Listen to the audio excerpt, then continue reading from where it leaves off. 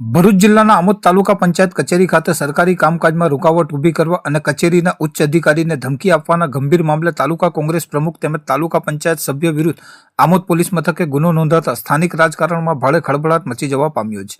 આ અંગે પ્રાપ્ત વિગતો અનુસાર ગત 4 ઓગસ્ટ 2026ના રોજ બપોરના સમયે આમોદ તાલુકા વિકાસ અધિકારી નરેશ લાડુમોર પોતાની ઓફિસમાં સરકારી ફરજ પર હાજર હતા. તે દરમિયાન સરભણ ગામના રહેવાસી અને તાલુકા કોંગ્રેસ પ્રમુખ નરેન્દ્રકુમાર ઉર્ફે કાજી રાજેન્દ્રભાઈ પટેલ તથા તાલુકા પંચાયત સભ્ય ચિંતનકુમાર રાજેન્દ્રભાઈ પટેલ ટીડીઓની ચેમ્બરમાં ધસી આવ્યા હતા. બંને નેતાઓએ તાલુકા વિકાસ અધિકારી સાથે કચેરીમાં તીવ્ર બોલાચાલી કરી હોબાળો મચાવ્યો હતો. આક્ષેપ અનુસાર તેમણે અધિકારીને અપશબ્દો કહી જાનથી મારી નાખવાની ધમકી આપી હતી અને કચેરીના કામકાજમાં રૂકાવટ ઊભી કરીને સરકારી ફરજમાં સરેઆમ અવરોધ ઊભો કર્યો હતો.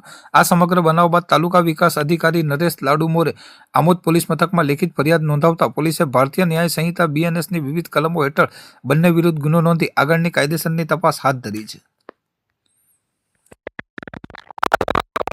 તાલુકા પંચાયતના સભ્ય ઉપર જે એફઆઈઆર કરવામાં આવી છે તે બાબતે શું કહેશો? નમસ્કાર, મારું નામ નરેશ લાડુમોર છે. હું તાલુકા વિકાસ અધિકારી તરીકે આમોદ ખાતે ફરજ બજાવું છું.